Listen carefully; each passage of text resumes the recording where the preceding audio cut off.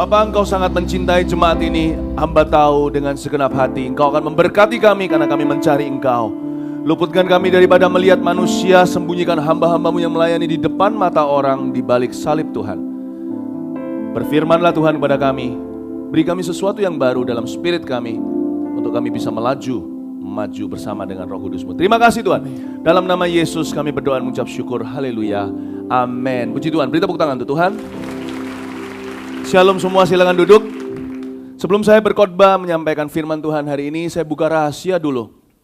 Sebenarnya di kebaktian 3 sekarang ini sudah direncanakan tadi untuk hanya video saya dari ibadah kedua ditayangkan. Karena saya keletihan, badan saya terus terang saya kecapean. Ya nggak mau pakai kata luar biasa untuk capek, tapi capek sekali. Beberapa orang yang tahu saya agak pucat karena badan saya butuh istirahat. Tapi tadi barusan 4:30 saya berjalan kembali ke Cempaka, tadi ada urusan sedikit. Saya lihat mobil-mobil penuh parkiran. Hati saya tergerak. Saya bilang saya nggak tega, saya harus khotbah. Saya lari dari rumah, datang kemari, dadakan semua ini itu disediakan. Hati saya merasa Tuhan sangat cinta Anda. Saya nggak boleh kecewakan Anda. Termasuk yang live streaming semua. God really loves you. Saya nggak tahan lihat mobil Anda di luar parkiran sana sepanjang jalan Cempaka. Saya nggak bisa tinggalkan Anda. Saya harus berkhotbah sekarang. Semoga saya bisa memberikan yang terbaik agar Anda semua maju dalam iman. Pada yang live streaming juga, God bless you, God loves you. Tuhan tahu di mana Anda berada dalam hidup ini. Serahkan hidupmu pada Tuhan. Dia pasti akan bekerja dengan luar biasa. Hari ini saya mau bicara tentang hadirat Tuhan kepada Anda. Yap, hadirat Tuhan. Seperti yang di depan sini, tolong siapkan ya dadakan, mestinya video sekarang harus munculkan kembali ayat-ayat yang saya sediakan tadi pagi dan siang. Hadirat Tuhan masih dalam nuansa ku percaya mujizat. Apa itu hadirat Tuhan? Dulu awal-awal di tahun 1900 sekian, waktu saya datang ke Mawar Sharon, ada sebuah pelang lampu di sebelah sana tulisannya, selamat datang dalam hadirat Tuhan. Bagi Anda yang jemaat lama, Anda tahu apa yang saya katakan. Pelang lampu itu warna putih. Sekarang nggak cocok untuk desain kita, apalagi untuk zaman ini. Itu nggak cocok dekorasinya. Tapi jangan pernah lupakan spirit itu, semangat itu harus tetap ada di dalam diri kita. Itu DNA-nya gereja Mawar Sharon. Yang paling penting dalam sebuah gereja itu hadirat Allah, bukan acara atau programnya loh, bukan pengkhotbahnya. Yang penting dalam kehidupan kita orang percaya juga hadirat Allah. Itu yang membuat perbedaan. Kalau kita punya hadirat Tuhan. Karena itu izinkan saya hari ini banyak bicara tentang perkara ilahi ini. Mari kita baca bersama-sama Ibrani pasal 9 ayat 1-5. Tempat kudus di bumi dan di sorga.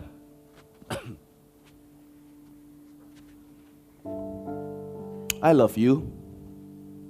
Mestinya kalau ada begitu, ada katakan kembali I love you too atau apa gitu ya. Yang romantis sedikit dulu jadi anak Tuhan. Ya, I love you. Thank you, we love each other. Kita saling mencintai, beri tepuk tangan untuk Tuhan. Ayo, gak boleh tanggung kalau tepuk tangan untuk Tuhan Yesus. Tempat kudus di bumi dan di sorga, mari kita baca bersama-sama dengan keras namun teratur ayat 1-5. Siap? 1, 2, 3. Memang perjanjian yang pertama juga mempunyai peraturan-peraturan untuk ibadah dan untuk tempat kudus buatan tangan manusia. Sebab ada dipersiapkan suatu kemah, yaitu bagian yang paling depan dan di situ terdapat kaki dian dan meja dengan roti sajian. Bagian ini disebut tempat yang kudus. Di belakang tirai yang kedua, terdapat suatu kemah lagi yang disebut tempat yang maha kudus. Di situ terdapat mezbah pembakaran ukupan dari emas dan tabut perjanjian yang seluruhnya disalut dengan emas. Di dalam tabut perjanjian itu tersimpan buli-buli emas berisi manah, tongkat Harun yang pernah bertunas, dan lolo batu yang bertuliskan perjanjian. Dan di atasnya kedua kerup kemuliaan yang menaungi tutup pendamaian. Tetapi hal ini tidak dapat kita bicarakan sekarang secara terperinci. Interesting sekali, menarik. Penulis Ibrani mengatakan bahwa hal ini yang kita baca tadi ayat 1-4 tidak bisa kita bicarakan sekarang. Justru kita harus bicara dengan terperinci setelah 2000 tahun, bukan? Mari kita bicara tentang hadirat Tuhan, sebab tempat kudus di bumi dan di sorga ini bicara tentang hadiratnya. Kita lihat dulu ayat 2. Saya mau bicara lebih terperinci sama Anda. Sebab ada dipersiapkan suatu kemah, yaitu bagian yang paling depan, dan di situ terdapat kaki dan meja dengan kaki dian dan meja dengan roti sajian. Bagian ini disebut tempat yang kudus. Ini ayat semuanya profetik, simbolis. Ini replika dari hadirat Tuhan di perjanjian lama. Setiap perabotannya punya makna rohani di dalamnya. Tempat kudus ini istimewa. Di sana orang Israel zaman dulu bersekutu dengan Tuhan, gak bisa langsung datang, harus lewat imam. Sekarang kita semua bisa masuk hadiratnya dengan bebas leluasa, di mana saja, kapan saja. Ini adalah replika seperti saya katakan tadi. Ini hadirat Tuhan. Nah, sedangkan orang-orang, kalau kita melihat kemah itu, coba dikeluarkan denahnya di depan sini. Anda bisa lihat yang sebelah sana, ya. Di luar sana yang warna merah adalah dunia. Masuk ke dalam gerbang itu masih outdoor, di halaman terbuka, itulah yang disebut dengan pelataran. Di pelataran itu kalau siang hari ya kena terik matahari. Tetapi ketika Anda masuk ruang indoor pertama, namanya tempat kudus, sudah gelap gulita. Tidak ada cahaya kecuali lampu menorah. Atau kaki dian itu yang Anda lihat tadi itu ada lampu 7 kaki itu, itulah kaki dian. Dan di dalam tempat kudus, di dalam indoor, sebuah ruangan itu begitu gelap karena memang dirancang oleh desain Tuhan agar eksklusif, agar menjadi seperti ruang doa tanpa jendela. Dikasih berbagai macam lapisan kulit binatang agar jangan sampai dari luar maupun dari dalam tembus pandang. Cahaya sang surya berhenti di imigrasi ini. Tidak bisa masuk tanpa visa Tuhan. Ini adalah tempat keintiman. Tempat kudus itu tempat keintiman. Itu yang kita sebut tiap hari sebagai anak-anak Tuhan saat teduh. Yang Yesus dengan luapan hatinya di Getsemani dia berkata, tidak sanggupkah kamu berjaga-jaga dengan aku 1 jam saja? Kenapa kita kalau katakan lagi berdoa kita pejamkan mata, atau kita saat teduh gak bisa di tempat rame-rame, harus tempat eksklusif. Bisa jadi di kamar tidur kita atau di kamar doa, atau pada waktu kita punya waktu intim dengan Tuhan, waktu semua orang pergi.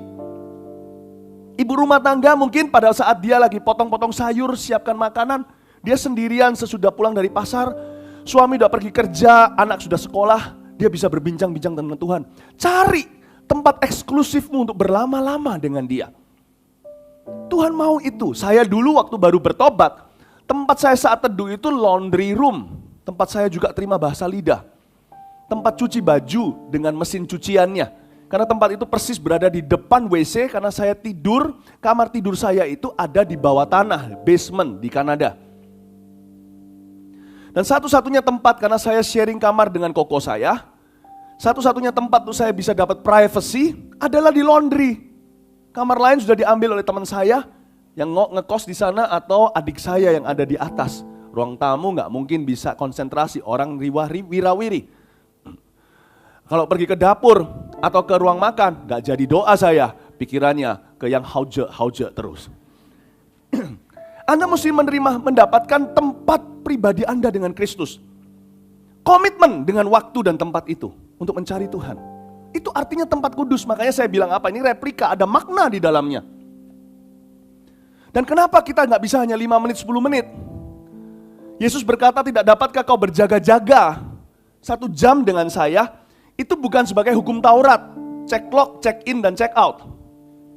Bukan. Tapi kalau kita mau betul-betul terima sesuatu dari Roh Kudus, harus luangkan waktu. Bukan karena Tuhan itu lamban, tapi karena kita perlu waktu untuk adjustment, untuk bisa transisi dari dunia ke hadirat Allah. Meskipun Allah ada di mana-mana, saya tidak berbicara tentang kehadirannya yang di mana-mana. Anda nggak usah doa, di night club Allah juga ada. Tapi tidak mengubah apa-apa, bukan?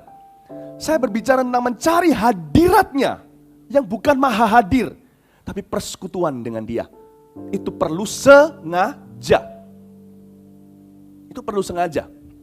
Nah, karena itu kita perlu untuk mencari Dia dengan sungguh-sungguh.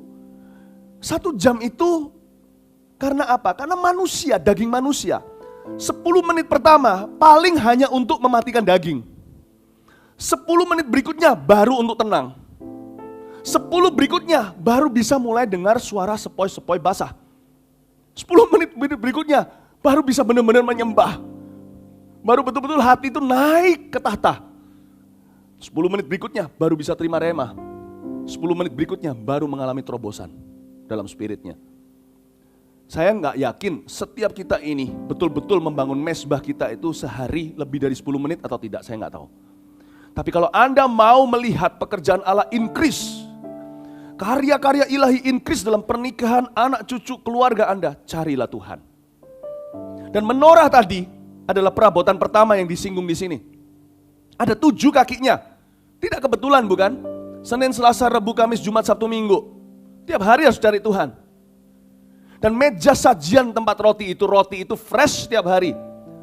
Para imam harus bake the bread, atau harus mengoven bread atau bread apa? Roti itu harus dibuat tiap pagi baru, gak bisa yang kemarin atau tadi.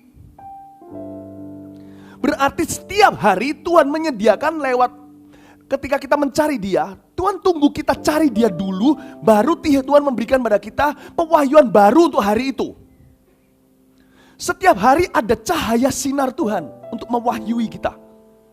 Kita ini bahaya loh. Kalau kita gak sengaja cari Tuhan, kita terbawa arus dunia. Minimal dalam cara berpikiran, pagi hari bangun tidur langsung disambut dengan koran. Jadi kita semua ini sudah di brainwash oleh dunia. Udah cuci otak. Dari pagi melek mata, semua berpikiran